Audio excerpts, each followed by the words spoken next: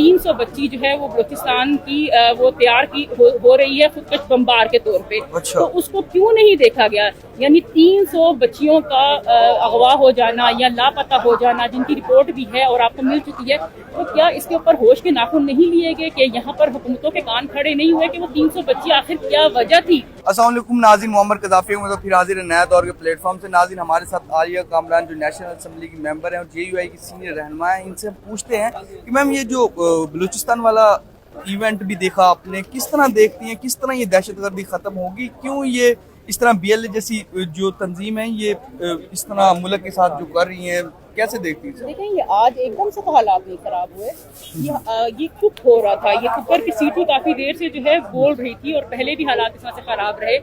और पहले भी जब बुक्की साहब को जिस तरह से शहीद किया गया वो मामला भी सबके सामने थे। हम अपने उस खित्ते के जो हमारा बलूचिस्तान है या KP के हालात हैं, वहाँ एजेंसीज भी उस चीज़ को जानती हैं कि वहाँ पे जोग्राफियाई माहौल क्या है, वहाँ के ऊपर लोगों का रहन सहन कैसा है, वहाँ के लोगों के माहौल कैसा है, हालात कैसे हैं, मतलब उन सब चीज़ों को नज़रअंदाज नहीं किया जा सकता। क्या हमने ये देखा कि हम क्या वो सहूलतें दे पाए हैं स्पेशल बलूचिस्तान जैसे इलाके को? क्या वहाँ पर जो ये बातें आज से 5-6 महीने पहले एक खबर आई थी कि 300 बच्ची जो है वो बलूचिस्तान की वो तैयार की हो रही है खुदकश बम्बार के तौर पे। अच्छा। तो उसको क्यों नहीं देखा गया? यानी 300 बच्चियों का अगवा हो जाना या लापता हो जाना जिनकी रिपोर्ट भी है और आपको मिल चुकी है, तो क्या इसके ऊपर होश के नाखून नहीं लिए गए कि यहाँ पर हुकूमतों के कान खड़े नहीं हुए कि वो 300 बच्ची आखिर क्या वजह थी जो खुदकश बम्बार बनने के लिए तैयार हो गई है? वो क्या हमारी बच्चियां नहीं हैं? ठीक है, मिसिंग पर्सन का मामला है, अगर तो उन्होंने कोई जुर्म किया है या वो इस तरह की दहशतगर्द मामलात के अंदर इन्वॉल्व हैं, तो उनको सामने लाएं, उनको कानून इंसाफ के मुताबिक जो है जिस तरीके से उनको सामने पेश करें। अगर उनके ऊपर चार्ज बनता है तो ठीक है, उनको जो है सजाएं दें।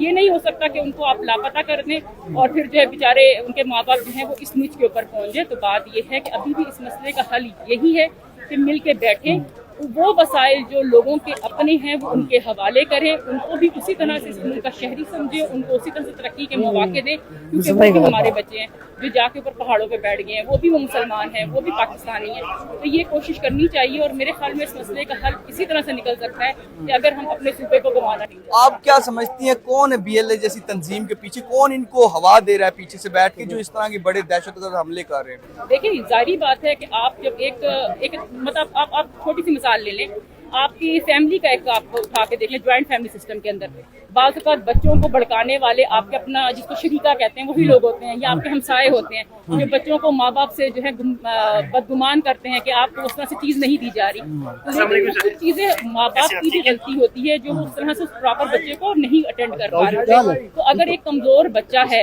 और जिसके दिल के अंदर एहसास महरूमी जो है वो जाग चुका हुआ है और वो एहसास महरूमी के साथ पनपता जा रहा है, तो होना ये चाहिए था कि हमसायों को या उन शरीकों को बीच में मज़ीद इस चीज़ को दबा देने से बेहतर है तो उस प्रॉक्सी वार के लिए जो हमेशा हिस्सा बनते रहे हैं या जो फंडिंग करते रहे हैं उसको खत्म करते हैं और अपने ही बच्चे हैं वो अपने ही बच्चे उनको अपने पास लेकर आए और शरीकों को और हमसायों को मौका ना दें। अच्छा।